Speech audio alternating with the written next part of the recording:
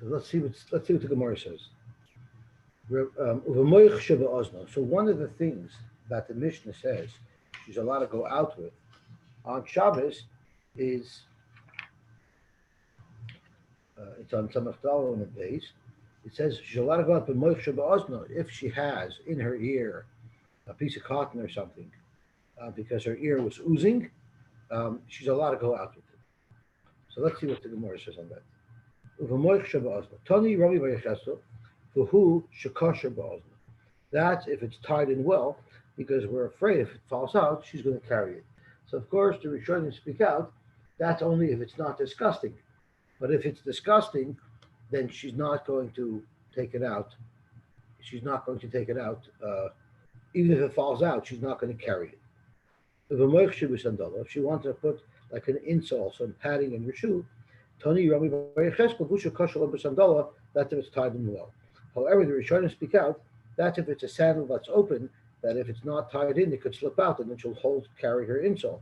But if it's in a shoe where it's completely enclosed, then you don't have to worry about it being tied, because it's not likely to fall out of an enclosed shoe.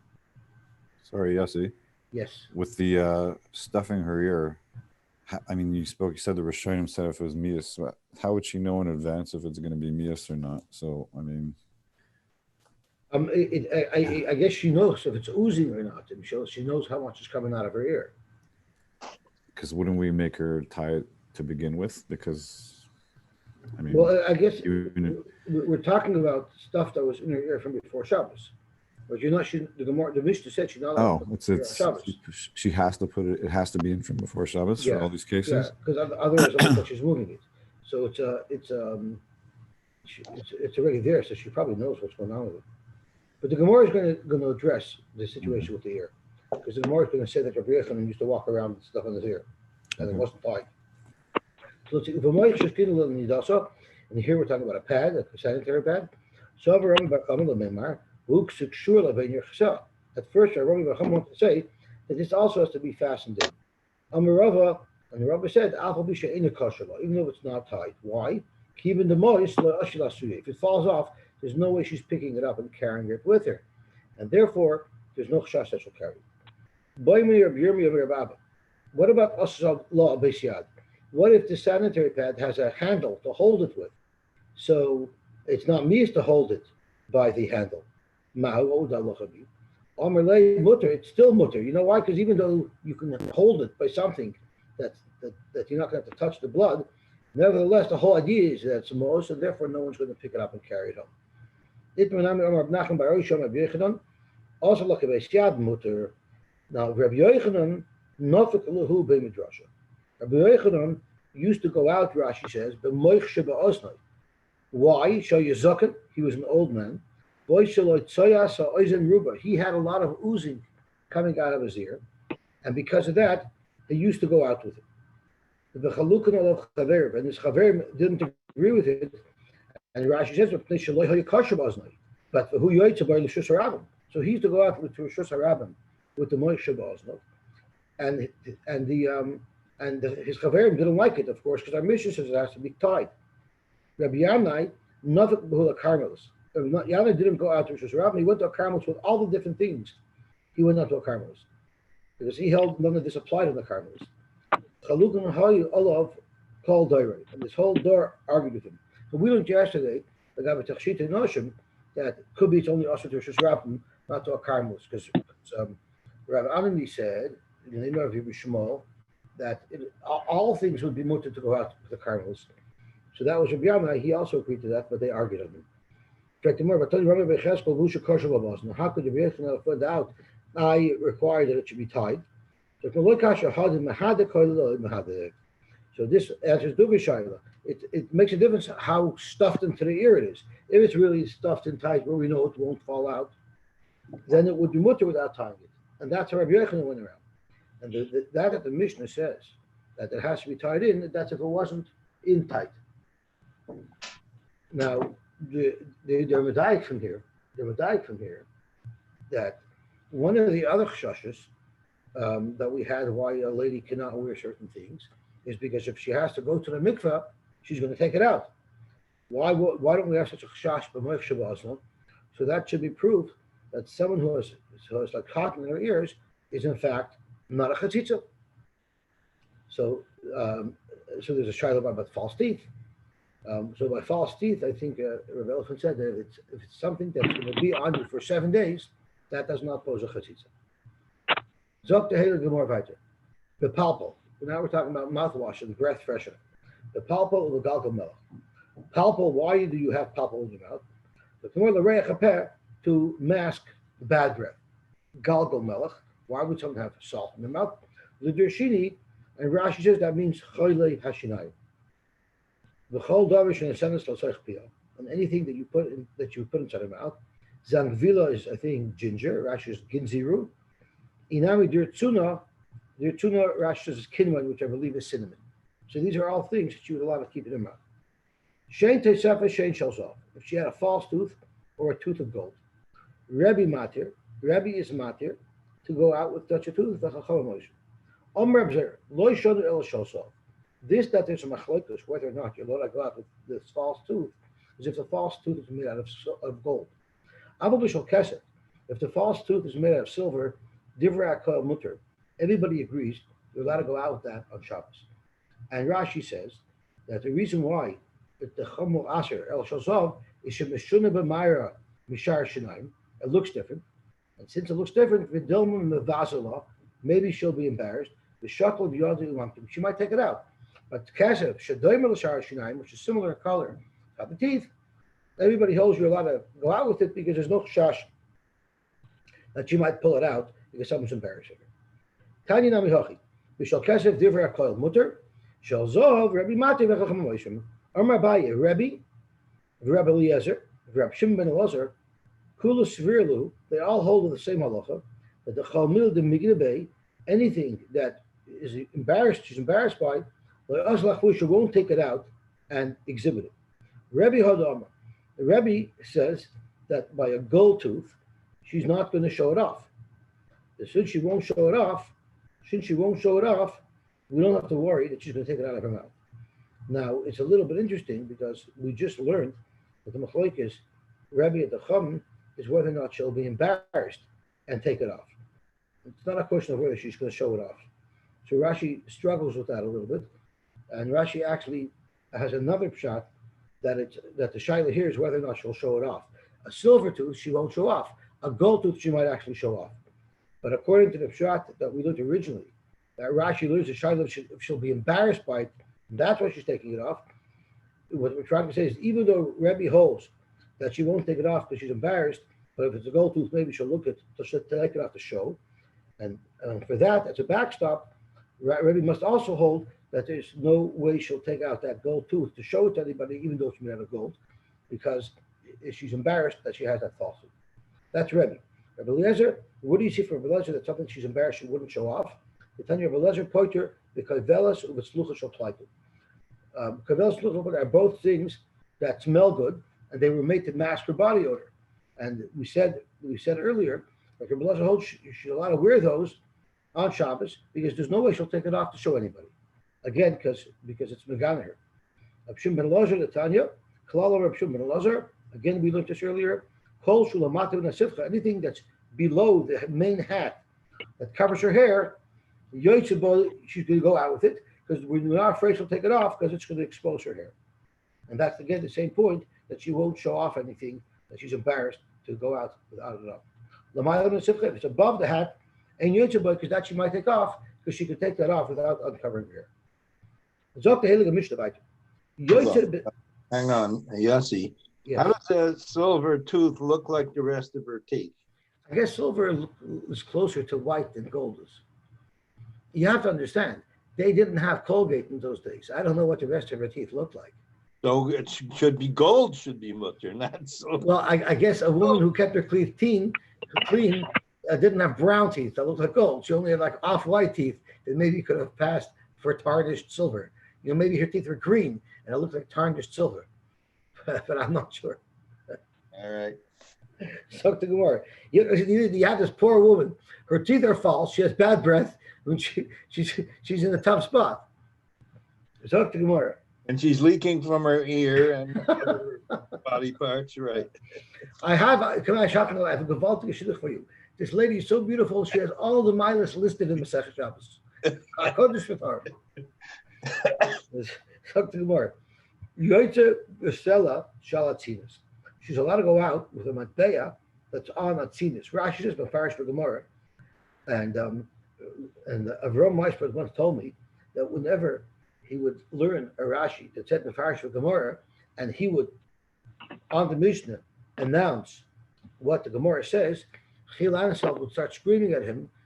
Die Points geht. Rashi sucht Mefarish for Gemara, and he bisschen maß wie jetzt, tu es nicht. So every time I'm tempted, I think of that story. Abonis Ketanos, Yoiches Bechuten, little girls are allowed to go out with threads that are in their ear hole. The ear hole from their piercing, they don't have jewelry yet, so to keep the hole open, they kept threads in. But feel the kiss from Shabbat's name, even if it splinters, they're allowed to go out with it. Because it's for their purpose. Arvios, women who live in Arab lands, Yochus Ru'ulas are allowed to go out with a hijab.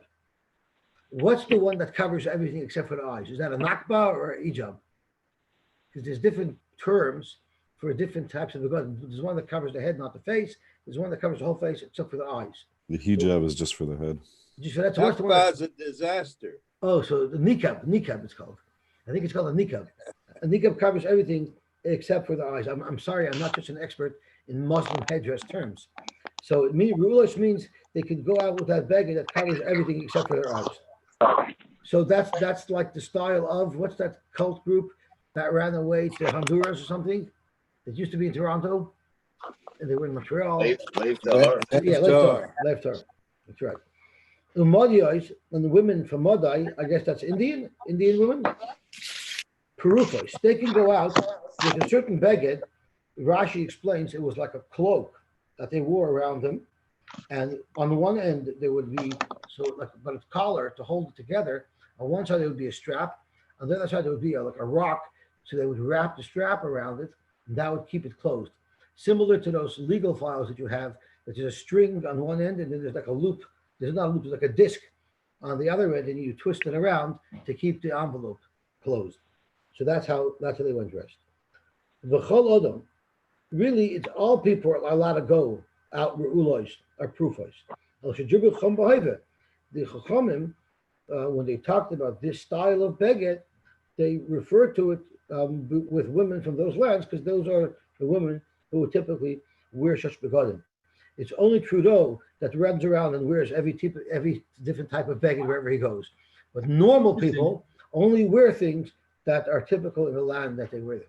It's interesting. I mean, for the Mishnah mentions this is pre-Islam, so you can see that this headdress was because of the environment they were in, not for religious significance. Uh-huh. It predates the religion. Uh-huh. I hear. So you mean they wore it to keep sand out of their eyes? Oh, yeah. I thought they wore it. It's what you used to say is called coyote ugly. Now I thought they wore them because they would never be able to get married if they didn't cover their heads. That could be another one. Uh-huh. Okay. So didn't Arabs exist before? I mean, I know that Islam only started later, but didn't Arabs exist before? Yeah, that's a Victor's point. That it's this nikba that they wear is not it's not an Islamic thing. They were wearing it even before Islam. Okay. But they probably adjusted their religion to match their habits, rather than adjust their habits to match their religion. You mean to say now it's not even a religious thing right now because that's right. It predates Tarek Fatah's argument is that it's cultural, not religious. And he brings it right from the Gemara. If the Mishnah predates the religion that they were. So this would be a good argument for those governments that want to ban it. That's what Tarek Fatah is trying to ban it. He's a Muslim writer who's very anti-Islamism. Fundamentalists. Now, you're allowed to tie around, you're allowed to put that on Shabbos. As long as you don't set up a rock to do that with on Shabbos. So Rashi says right away this Mishnah doesn't make sense because it says a second ago Parafus 11, and then it says Shabbos. What does that mean? And the Gemara is going to elaborate.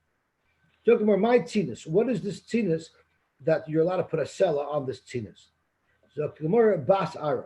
It's a wound at the bottom of her foot, and since she has a wound there, walking on the ground, she might step on a thorn or a rock. Because of that, she put this bitbeya under her foot to protect her from anything that would hurt her wound at the bottom of her foot. Why bedafka do they have to use a sella, which is a valuable coin? If it's because it's hard and anything hard that she could put under her foot, which protect his foot, let her take a shard. Why take a valuable coin? Just take anything hard. Maybe it's because a certain moisture is excreted from a silver coin, and maybe that's good for her wound. So if that's the case, tasa. Why does it have to be a coin? Let her just take a flat piece of silver. Once it's minted, it's more expensive.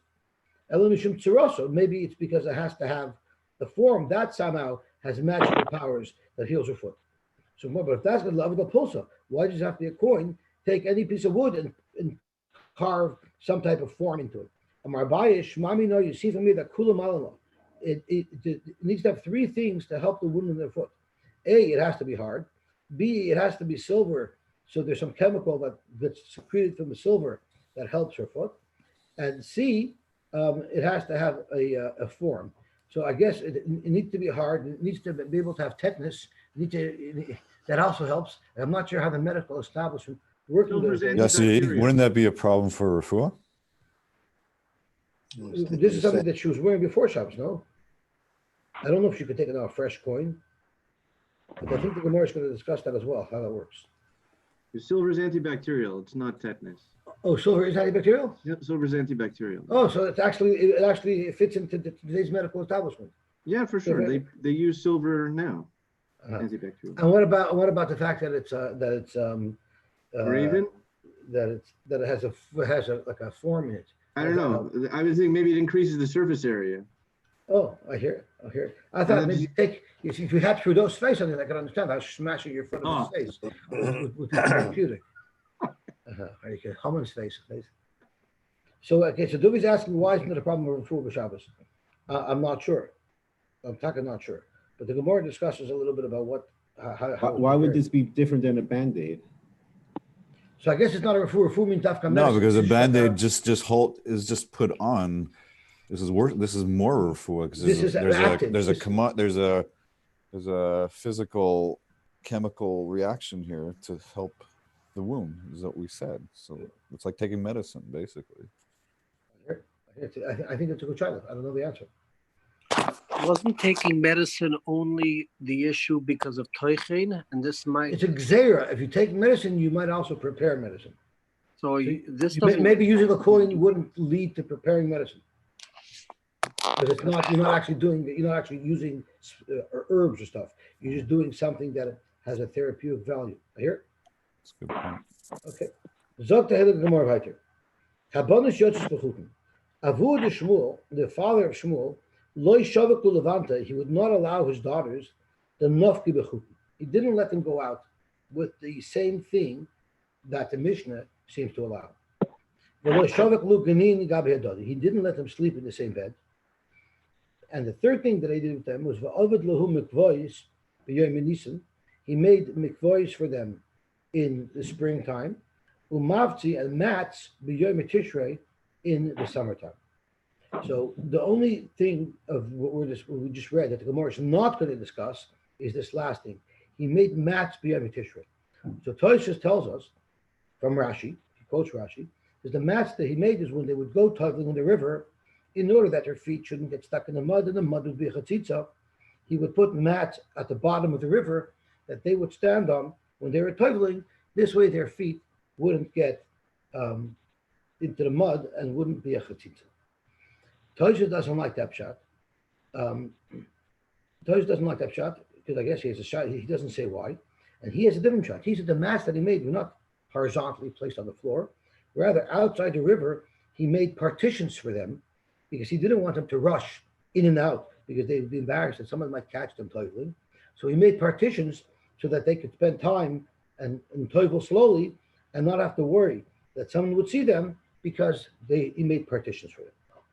Now it's interesting to note that when I was in the Bel Yurt mikveh last week, there was a sign in the mikveh that said women should not toivel in the lake. And I think the letter is quoting Reb Shlomo Miller, and it says a whole list of reasons why a woman shouldn't toivel in the lake. And the letter is written by Reb Shlomo.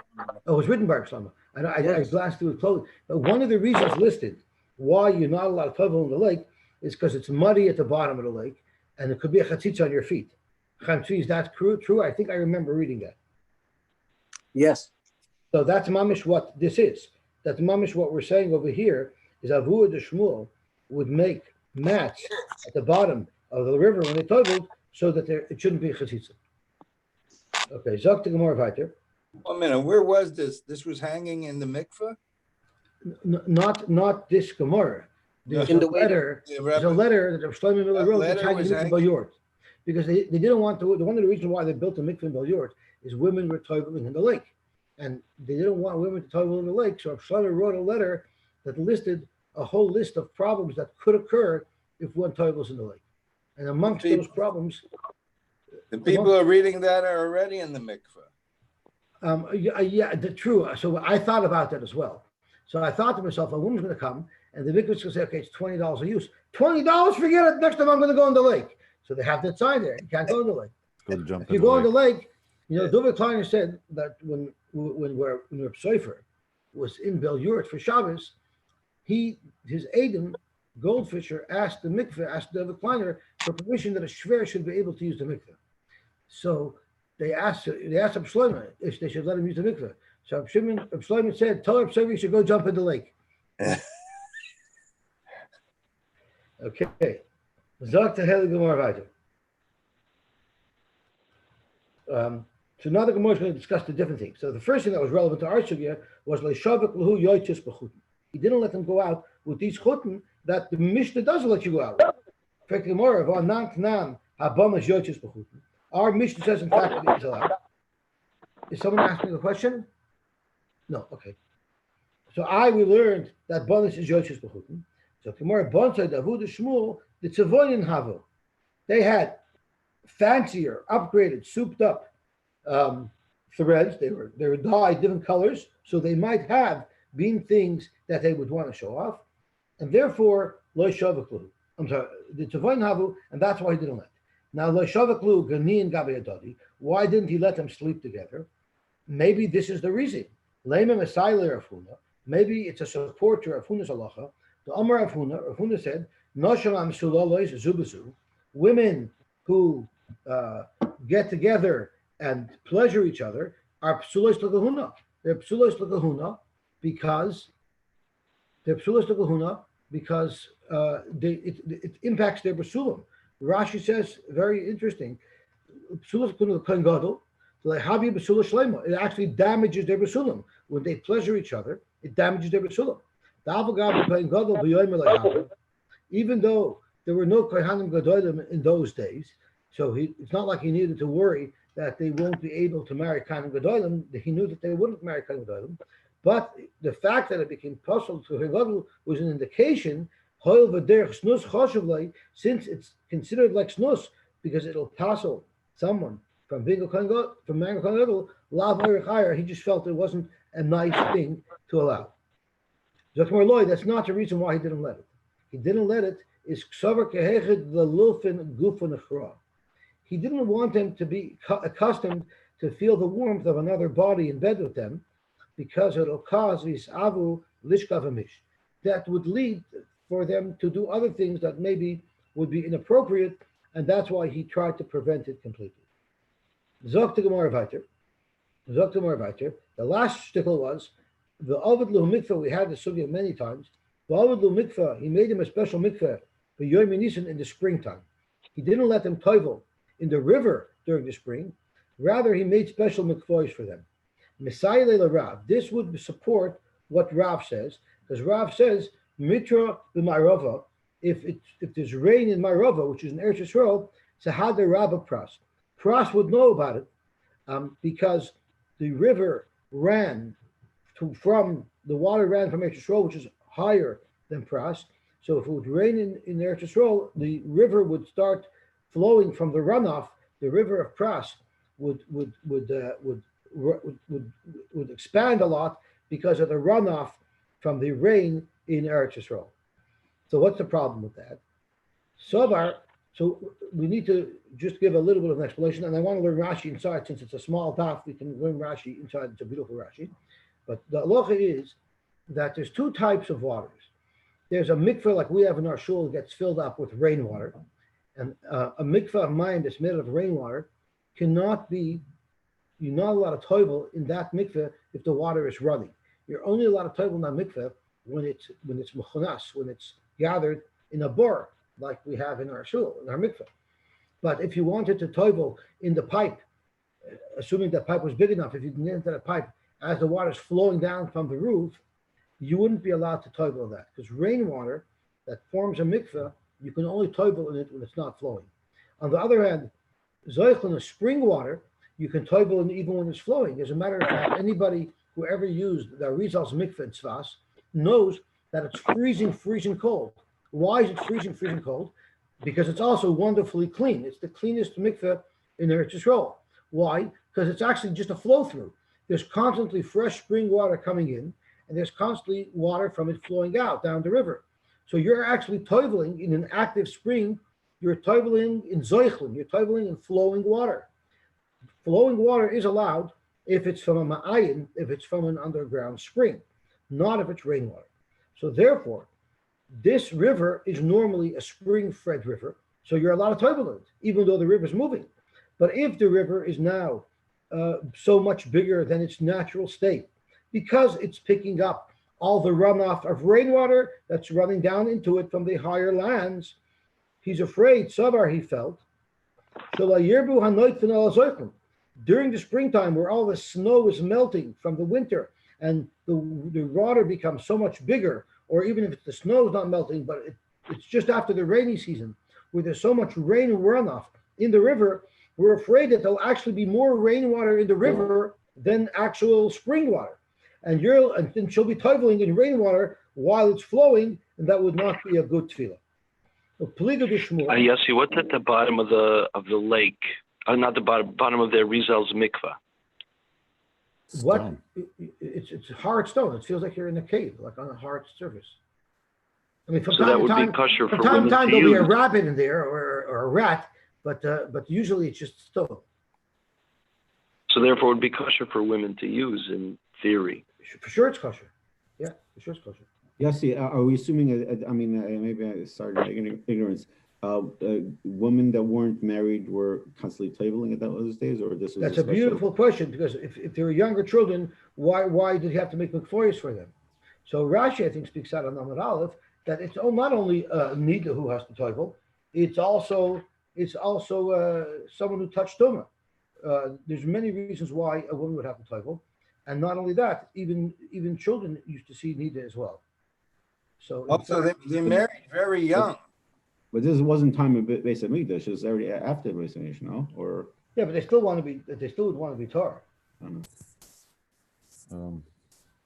But we're going to see. I want to learn the Rashi Tosfos, and we have a little bit of time today, so I want to learn it. And he actually gets into it. Excuse my total ignorance, but where does the water that these natural springs come from? Does it not come from underground? It comes from underground? Yeah. Really? It springs forth from the ground. But isn't it ultimately rainwater? That's what I thought. That gets into the ground. Well, you're saying it's still part of the cycle. I understand it. But I guess there's some water. Rainwater is what comes straight from the rain, runs off into a river, and spring water is water that goes all the way down to the subterranean channels, and then it comes back up. You would think that's dirtier. No, it gets filtered through the rock. Sorry? I think the water is very pure. It gets filtered. I think it's its own water. Filtered over thousands of years through rock. Okay. I'm not sure if it's rainwater. The hydraulic, what is it called? Hydro something system I'll post the link. I remember learning it in school. It evaporates, it goes in the clouds, it comes back down. There's way more fresh water underground than above ground. Okay. Yeah, because it's purified by the all of the rocks. And The thing that it's not purified from, and that's why they're so makbid, is chemicals like fertilizers and, thank you very much, like fertilizers and weed killers that are cancer causing. That actually gets down into spring water, and I don't think that gets filtered out. That's why. Okay, but is that filtered water more pure than the rainwater itself? Than fresh sure, because it's filtered afterwards. So I mean, fresh rainwater. Rainwater really is reverse osmosis, right? As it evaporates, and then condenses, that's really reverse osmosis. Is not reverse osmosis. That's there's a word for distilled. It's distilled. Distilled water. Right. Distilled. So all rainwater is really distilled But it picks up impurities in the air. Like acid rain, as it comes down, it picks up the smog on the way down. Makes sense. Okay. And then in the ground, that smog gets filtered out. Yeah, good for the science lesson. Anyway, Google water cycle or hydrologic cycle. You'll get the Okay, so Zok Tehillah Gemara, Upliga de Shmuel, Avudah de Shmuel was arguing with Shmuel. He himself held, Agudah Shmuel held, you shouldn't toivel in these rivers when they have abundance of rainwater in it.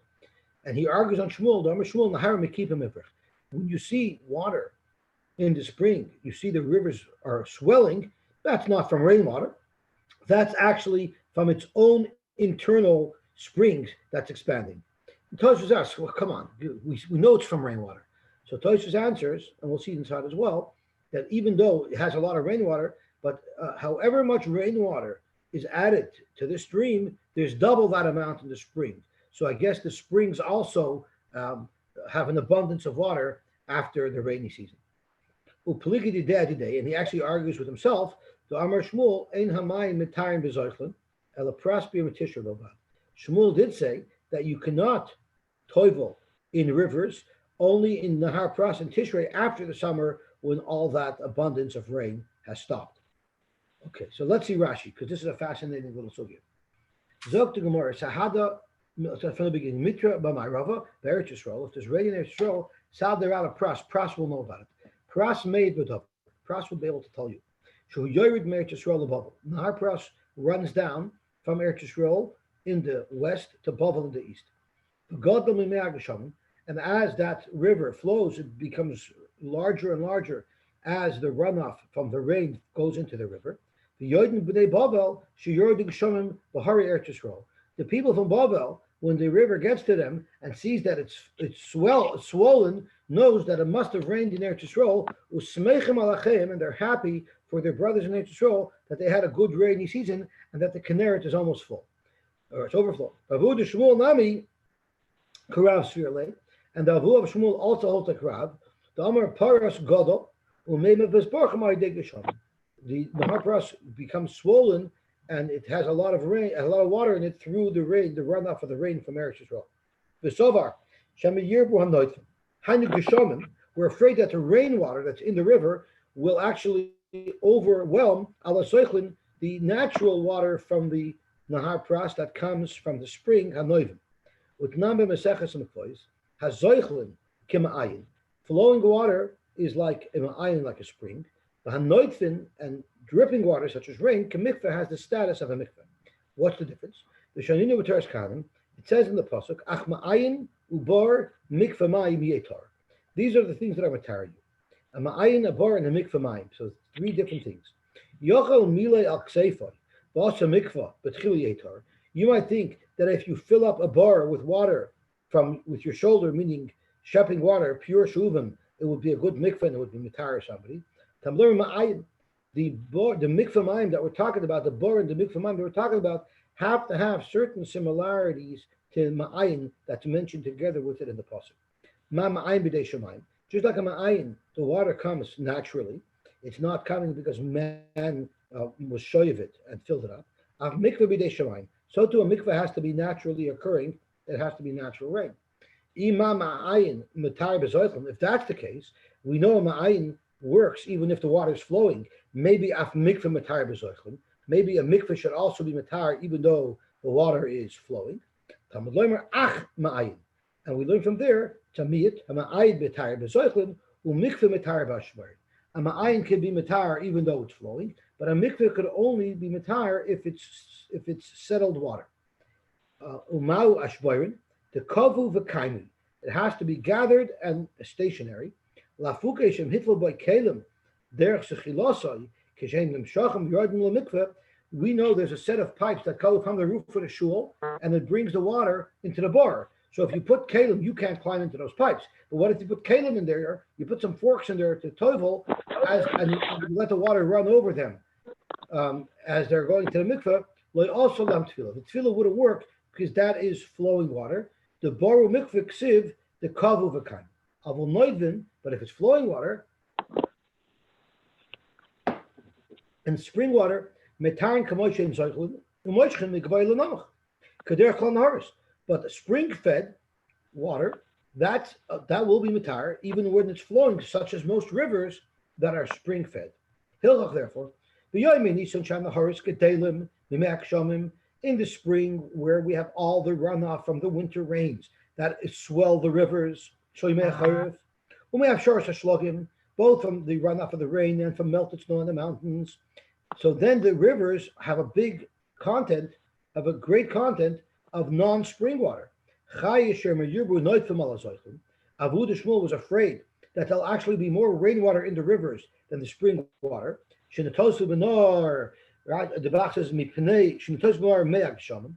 was a lot of extra water in the rivers. We're afraid that there's more rainwater than the Mayim Chaim, which is the spring water. And we're afraid that we're afraid that the water that's spring-fed is going to be bottled in the abundance of the rainwater. And therefore, and now they lose their ability to be matar while they're flowing in the river. They would only be matar when they're in a pool. So therefore, in order for his daughters to be able to be toivel in the spring, he, I guess, cut out along the river, he dug it along the river, boirish that the river would feed, but they wouldn't be in the path of flow. They'd only have an inlet, not an outlet, and therefore he had for them steady water that wasn't flowing, so that they would be able to be toivel in the spring. The Rashi says, I was makabel from Rabbeinu Halevi, mishum the suffix ziva. Women are a suffix zava. We treat all of our women like they're zava gedolah. They require shiva nekiyim. So since all women are zavais, the zava tuna ma'im chaim, and a zava requires ma'im chaim. So Rashi is saying a zava needs ma'im chaim, so a zava cannot toivel in a mikveh that's not spring-fed. A zava can only toivel in a body of water that's spring-fed. And that's why he had a problem with them toiveling, because they could only toivel in the spring-fed. So Rashi says this prat doesn't make sense. The Efshel Lahamid Shmuelosai, it doesn't make sense what he's saying. We show him Damrinon, we said, Chomer bezov mi bezova, shazov ton ma'im chaim, bezova ein ton ma'im chaim. In fact, Dr. Rashi, a zova does not need ma'im chaim. I don't believe the mikveh in the Agudah is fed with spring water. It's fed with rainwater. It's not ma'im chaim. It's a male zov who requires ma'im chaim. So this whole theory makes no sense.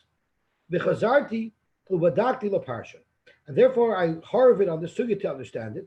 And I'm pretty sure that Pshat is like what I said, that the problem is not that it wasn't Mayim Chaim. The problem is that it was flowing water, even though roiv of it was rainwater, which isn't allowed to be flowing. Many people learn that any time you have rainwater, it's like shuvim. It's simply not true. It's not a from kamikveh. We know that rainwater you could use as a mikveh. As a matter of fact, most mikvahs are rainwater fed. There are mikvahs that have akpada to be spring fed, and there are mikvahs that are spring fed, but most mikvahs are not spring fed. They're fed from water that comes from the roof. Yes, I'm trying to understand. Rashi's saying that some woman is suffix ziva, and is that why Shmuel also is having his daughters go in? But then it doesn't. Yes, so Rabbeinu Halevi wanted to say that you needed Mayim Chaim. You needed Mayim Chaim And that So was his how problem. would that help if you're putting the water on the side to? I had the same problem, but maybe what he was able to do is maybe he dug for them a mikveh that was spring fed. Maybe he dug a well. So it's completely separate than the flow. That's what it must be, because otherwise, like you asking, how would just doing what I said, just making a mikveh that gets fed from that river, but the water doesn't flow through it, how does that solve the problem? Right. It must be that according to this Pshat and Rashi, according to his Rebbe's Pshat, he must have actually dug out a spring fed mikveh. Thank you. The Shreka would be, then why didn't you do that all year long? I don't know. Zok Gemara, Mekiva Mivrach, Misvosoi, Yossi? Yes. Yossi Zalman? Yes. A well, the water is freezing. Maybe that's why they didn't want to use it all year around. Right here. And they didn't have heaters. If he would have called me, I could have fixed that for him. I could have put it in a beautiful stainless steel heat exchanger, and it would have been a nice, warm Shema Mikveh. Oh, gotta be at the right place at the right time. I take water out of the well. It's freezing. Where do you take water out of the well? In the shul? I know a fellow that has a well in front of his house. Well, the shul in Bel Yort has a well. He's referring to himself. No. You have a real well. Uh-huh. Oh, so that well water is freezing cold? It's freezing cold. It's probably just above freezing. Summer and winter. It's interesting. Groundwater temperature varies from place to place. I mean, we're relatively far north, so you'll probably find in the winter it would be about 34 Fahrenheit. And in the summer, it might get up to 37, 38 degrees Fahrenheit. If you go down to Arizona, groundwater temperature there is going to be, in the high 40s. So I don't know what it would be. But the interesting thing is it doesn't change from winter to summer. It's the same temperature. And we base our geothermal calculations on it. Very little. Not nearly as fast as the swing in air temperature. Right, but Victor is saying that Shavuot de Shmuel might have been in a place where it was much warmer than in Toronto. Right. He lived in Iraq. I mean, if you're up in the mountains, if you're in Tzfat, the Ari mikveh is freezing cold. If you were down in the Negev, it probably wouldn't be that cold. It's actually hard to get cold water in Eretz Yisrael in the summertime.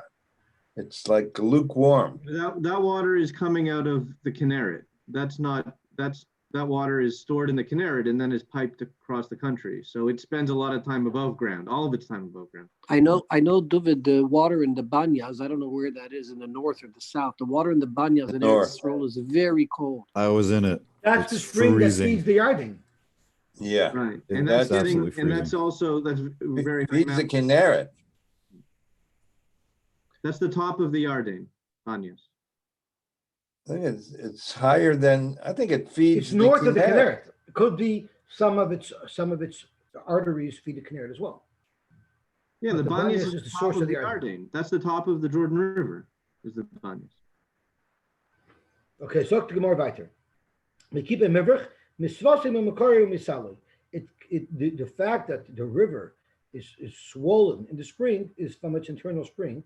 The Shmuel, mikveh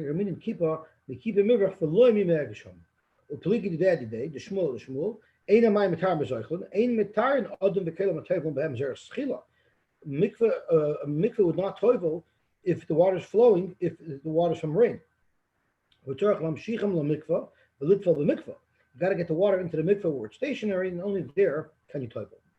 And because he said that he only allowed toiveling in our pros at the end of the summer when there's no more runoff because it's been dry. We just finished the dry season. And at that point,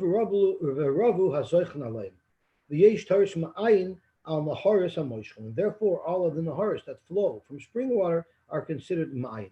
You see that he held.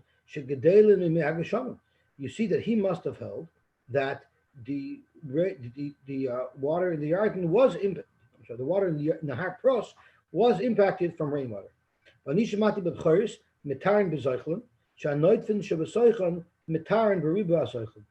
if there is rainwater in the river at that point, it would still be tar b'zaychlim because any rainwater that was mixed into the river at the end of the summer, when the rainwater content is much lower, it would be bottled in the river. I think that's also one of the issues they bring up, like toiveling in a lake like Simcoe, because even though the lake is spring fed, it also gets fed by the water. And believe it or not, Lake Simcoe is flowing water because the canal system has the water flowing from the top of the canal, which is somewhere between Lake Simcoe and Peterborough. From that top of the canal, the water is flowing north through Lake Simcoe, through Lake Couchiching, through Sparrow Lake, all the way into Lake Huron, into Georgian Bay. And then at the other end, it goes from the high point. It also flows down into Lake Ontario. Yeah, but so there are people who consider Lake Simcoe Zoichel. Doesn't every natural body of water have tributaries that makes it automatically flowing? I don't know. But I know that Lake Simcoe, they actually adjust the water level of Lake Simcoe manually by opening and closing the locks. So they actually control the water level in Lake Couchiching and Lake Simcoe. As a matter of fact, Lake Couchiching was never a lake; it was a swamp. And when they put the lock system in, they actually backed water up into Lake Couchiching, and that made it into a lake. So they actually control the flow of water there. Okay, they don't control the water of Lake Simcoe, Yosy Simon. They take the water from Lake Simcoe. What do you mean they take it? They let it flow down into Lake Huron. Right, because they need it. Right, so they let it flow into Lake Huron. Yeah, but the water level drops dramatically in the winter. Right, because they take so much water. They let water flow out of it. Yeah. Okay, Zok the Helig more weiter. I'm sorry, I wanted to do Toshus, because Toshus is beautiful over here. So let's see what it says. This is another geographical question that we're going to need some help in. So how do you have a pras? Pirsha Kundris, pras made. Pras is a testimony that it rained in Eretz Yisrael, shehu yored me Eretz Yisrael above, because the flow of water in the Har Pras is from west to east. I don't agree. Sherei Babel b'Mizrach Eretz Yisrael. Babel is to the east of Eretz Yisrael. And the flow of rain, the flow of the river is not from east to west. It's not from west to east, it's from east to west. So the question is, Lamaisa, which way does the Nahar Press flow? Does it flow from east to west, from west to east? I'm pretty sure flows from north to south. Yeah, but it's not. It's probably northwest to southeast. It's probably not a straight line. Okay, probably on a bit of an angle, but it's predominantly north, and it flows into the the Gulf of Aqaba, the Persian Gulf there. Persian Gulf. So it's flowing So it's flowing from northwest to southeast. It starts in like Turkey or something. I think from the mountains of Turkey, all those. So that's northwest to southeast. So Rashi's right, because there's a Gemara in Gittin that talks about the flow direction of these Naharis. I think it's Nahar Pras, and Rashi writes that although I was never there, it flows a certain direction, and Rashi's wrong. It actually flows the opposite direction from what Rashi said in that place. I don't remember where it is, and Tosfos holds it flows the right way. And the Meforshim say Rashi himself writes, I was never there. I'm just assuming it's flow direction from my understanding of the Gemara. Not only was he never there, I see from a number of Rashis that he never actually saw a map of the Middle East. He has some difficulties with understanding how you have the Yamsuf. The Bnei Yisrael are traveling when they crossed the Yamsuf. So later on, we have the Yamsuf by Elat as well. Right. So you call that. Meanwhile, it's the end of the Sinai Peninsula. So he couldn't imagine. He thought it was a straight line, the Yamsuf. Uh-huh.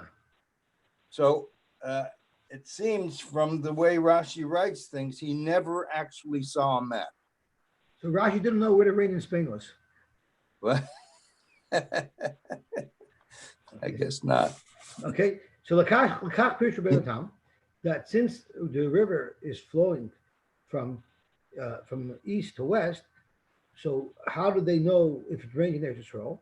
So he said, he was able to tell that there was a lot of rain in Eretz Yisrael, even though that was down the river from Pras. It actually would either slow the flow or actually reverse the direction of flow. Since there was so much rain entering the river in Eretz Yisrael, it would actually back the river up into Pras, and they would actually see a difference in the flow pattern because of the abundance of water at the other end of the river. Okay, Pirish Megashamim al Naharis. there might be more rainwater than the natural spring water. Which is what Rashi says.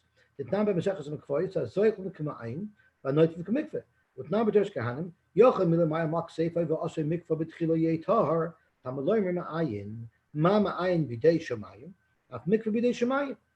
mikveh has to be naturally filled, like from rainwater, you cannot fill it manually. Imam ayin mitar bezoichlin af mikveh mitar bezoichlin. Pirish af bezoichlin, the choshkin bashbarin. Maybe a mikveh, even though it's rainwater, should also be able to be mitar if it's flowing. Tamlomer ach ma'ayin mitar bezoichlin, the mikveh bashbarin, umawashbarin the kavah v'kaimei. That's what Rashi shot was, so now we got a good chazor. The yesh meforishim, there's a different shot. So he writes a lot bilam behem, the reason why the Avudah Shmuel didn't want his daughters to toivel in it, and this is the shot that Rashi quotes from his Rebbe. They need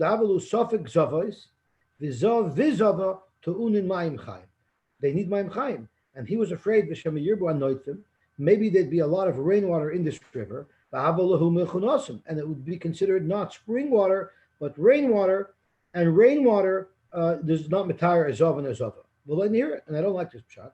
Exactly what Mechi's kasha was. What does it help to make the mikvah? So I said it's materials may be dug down, but the pashut shot is that she just made a mikveh, and like Mechi said, that wouldn't work. Void the b'tesefta perkim l'zavim Omer chaymer bezav mi bezava shazav ton ma'im chayim v'zava ain't ton is ma'im chayim, but azava does not need it, so it doesn't make sense that this would be the pshat of the Gemara. In Tomer l'shmuel domer in the ma'im etar bezaychlin ela pras b'momi tishrei. According to Shmuel, who holds that water will not be mitar b'zoichlin, and the only time you can ever find a place to toivel in Ma'im Chaim would be in the Har Pros at the end of the summer. Zov the boy Ma'im Chaim eichid b'yom Nisan. What is a Zov supposed to do in Nisan? How in the world is he supposed to toivel? He has no access to Ma'im Chaim. He could go into a cave. In a cave, no water would enter that, which I don't understand, because if it's runoff, it would make it into the water supply even by a cave. But I guess if it's a spring-fed mikveh that's in a cave, we don't say that the abundance of water that's runoff would impact that. Why would I think there's a svara that the rainwater will overpower and be mabatel the flowing water? The rainwater doesn't dump down in one shot; it comes down one drop at a time. Every drop that falls into the river becomes bottle. So every drop, when it falls in, becomes bottle to the Mayim Chaim. It becomes like Mayim Chaim. So why is, no matter how much water overwhelms the Mayim Chaim, since it comes in one drop at a time, it actually joins the enemy. It actually joins, every drop joins the Mayim Chaim. And now there's never a time where the river can get overwhelmed. 1 minute, we're talking about the runoff, aren't we? The runoff from the mountains going into the... Yeah, but whenever the drop hits the surface, even to the ground, it automatically is bottled. 1 minute. When it's on a mountaintop in the form of snow, okay? And then all the snow melts, and there's rivulets and thousands of adjoining together and come and flow into a river and then flowing to the Euphrates. Maybe it becomes bottled when it hits the mountain. Each snowflake, when it hits the mountain, maybe it becomes bottled. Otherwise, your kash is a very good one. If the mayim she'uvim, the mayim anoitfim, has a chance to assemble before it flows in, then it's coming in as a unit. So it must be that every flake, when it hits the ground, that's when we say it's bottled. So Zok Toisvis, could the Omer prepare kedem zechad avoid zor? Ma'ar yain nesach lebar. If you're pouring yain nesach into a bar, I feel kolayim kulay kosher. Damrin kama bottle, because you say each drop is bottle as it goes into the big bar of wine. So why is there a problem here? Since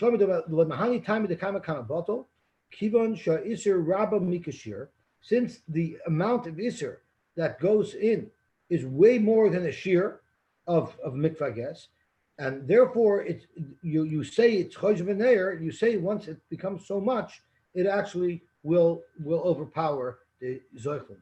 But you said no matter how much you put in, it's not going to answer the yain because kama bottle. So and the kodim sheraba iser at gedei nesin stam beheter. If there's so much Isser that it'll actually impact the heter, then you wouldn't say Kama Kama Batal. You only say Kama Kama Batal if there's a total of more than how much would typically be Batal, but not enough that it would actually impact it. Then you say Kama Kama Batal. But here we're going to actually have more rain runoff than the actual spring-fed water that everybody agrees. You don't say Kama Kama Batal. Okay, let's see the Gemara Vayter.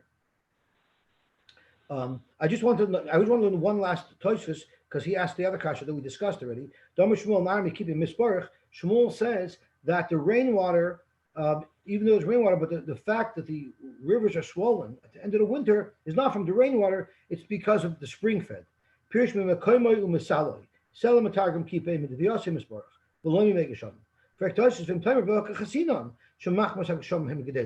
can't deny reality. You see at the end of the winter, the river becomes so swollen, clearly it's from rainwater. How could you deny the obvious? There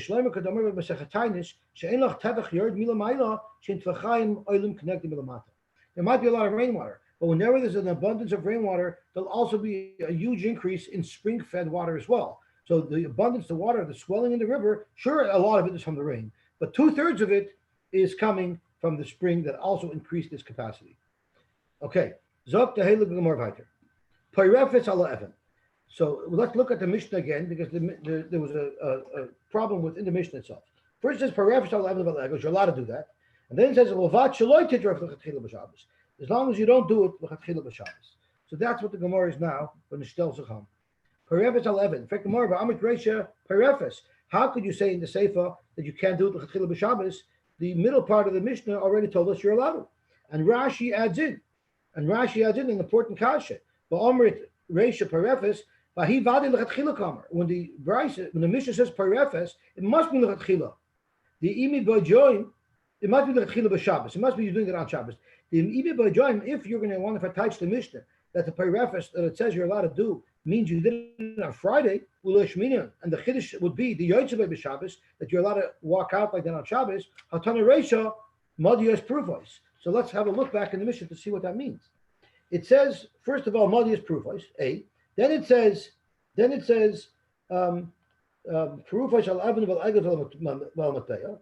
it says it again. Why does it have to say here the Madias Pruvos, and then it says again, so this can't just be to tell us that you're allowed to walk out dressed like this on Shabbos, because a line before is what the Mishnah says you're allowed to go out like this on Shabbos. So when it says it must mean you're actually allowed to tie that. You're allowed to put that together on Shabbos. So how could the Mishnah a moment later say you're not allowed to do that on Shabbos? So on that, Zokta Heilige Gemara, Seifin Asan Limatpeya. Avada Lechatchila, an Even or an Egois, you're allowed to tie onto your beggar on Shabbos. It's the coin that you're not allowed to. Why can't you tie a coin? Because it's muksa. So the Rishonim ask, well, guess what? A rock is also muksa. So why are you allowed to use a rock and not a medbeya? So the Rashba says that merely thinking that you're going to use this rock for this purpose before Shabbos is enough to designate the rock as part of your beggar, and you'd be allowed to be connected to your beggar on Shabbos. However, thinking that you can use a coin doesn't work, because a coin is already something, and therefore the only way you can use a coin is if you actually do a mice on it before Shabbos and you make it into your beggar before Shabbos. So it's the stone that would be allowed, and that's l'chatchila. But the sefer that says that you should do it before Shabbos is speaking about a matpeah. Voyabai isha mau shetarim v'tifroif ala egois lahaitzi levno katan b'Shabbos. Her child is in the playground and she wants to bring her child a nut to eat on Shabbos, but she can't carry it. So she says, you know what? I'll tie it for my beggar. I'll use it as the fastener for my beggar, and then I could walk out with it because it's brought to my beggar, and then I can take it off when I get to my child to give my child a nut. There's a brayso that we learned a while ago that what if there's a big fire in the house and you need to get things out of the house? So the Mishnah says you're allowed to put on a whole bunch of begodim. You're allowed to put on 10 coats to quickly carry them out. You're not allowed to carry a coat. It's masri. But if you wear it, it's a beged.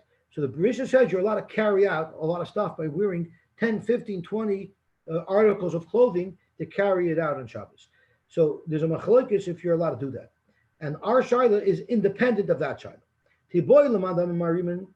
Even if by a fire the Tanya there allows you to wear as many begodim as you want. That's bitleika, because Hasam, who the Eloi Sharislay, if you don't let him save his begodim by wearing them one above the other, he might panic and actually put the fire out. So would you rather him be over carrying out something shaloi kederech, which is only derbanon, than risk that out of panic he's going to actually put out the fire, which is a deraisa. In our case, Eloi Sharislay, if you don't let her take the nut to her child, she won't take it out be'isr. So maybe we wouldn't allow it. Maybe over there's a special heter because he might panic. On the flip side, you could say, even according to the man that there, you're not allowed to do that. There it's worse because when you're carrying it out by putting one beged on another beged, that's actually a deraisa. You know why? Because merchants who have to transport a lot of begodim, they don't carry it in a box. They actually do put it on, but it's not derech malbush. That's derech masri. The way it's normally carried is by wearing it, which means it's a possible deraisa. And maybe only over there, the Tana who said that it's aser, hold it's aser. Here, it's not the derech to carry a nut out by tying it to your beged. So even if it's not allowed, it's only a derban anyway. Maybe then will be matter here to take it out to a child. Ema shaper dummy. Teku. So we have a suffix. We don't know if a woman who really is intending to take this out to feed her child, if she's allowed to make believe like she needs it for a beged and use that ploy to get it out. And the door applies to the suffix. If you have a fire starting in your house, you're supposed to just let your house burn down? Yes. Really? I believe that's what your shver did. It started on Shabbos. It started on Shabbos, but it's not his house. But he wasn't allowed to put it out. Yeah, but he wasn't there. It was Friday. It was Shabbos already. Yeah. No. But no one's allowed to put that out. It's a huge mysterious nefesh. What about even if it's pikuach nefesh or pikuach nefesh is different. If there's a danger of a person getting hurt, you're allowed to do anything. But if it's just a matter of losing whatever's in there, that's a problem. But there is some kind of heter today because we live in Magayim, but you're allowed to do certain things because it looks like there's also possibility. It looks like arson. Yeah, no, I don't know exactly which case it is. Maybe in those which case it is, but there's definitely a term allowed because the guy will. I heard about it. I have to look it up exactly. I have a friend who, like 30 years ago, we were just freshly married, worked for one of the characters who lives in our community. I'm not going to mention any names. And this guy used to be in the discount closeout goods. So he would buy big lots of closeouts and sell them in a temporary store. He would just sell it. And the guy I worked for him. He was so disorganized. He didn't have records and flying cash. It was a disaster. And the one Shabbos he comes over to me by davening. He tells me he comes over to middle laning. And he says, "Pas gehet, man warehouse at Agudah brennt hand." So I'm thinking to myself, how did he know on Shabbos that his warehouse burned down? But I didn't ask the question. I don't want to know nothing.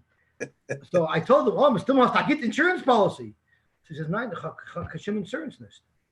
So he's my friend. I'm thinking to myself, this guy's such a crook. I know he's a crook. There's no way he's losing money on this deal. So how could it be that he burnt his warehouse down? He knows it. I know it's him because how did he know on Shabbos that it burned down? But how's he making money? Then he chapped what it was. He had the store going in November and December. He said he sold hundreds of thousands of merchandise in cash that he didn't keep any record of. And therefore there was no access to his inventory other than his original order when it came in, which he didn't pay for in cash. And he just told the government that, all my stock burnt down.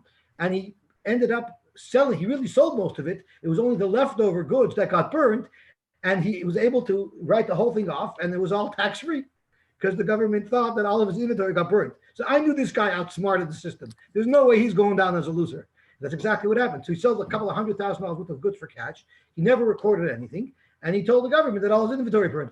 And no one investigated him because there was no insurance claim. Okay. Now fire vet benrach. Tired. Back to the using the woman smuggling the nut out. How is it mutter than people who would carry their keys as part of their belt?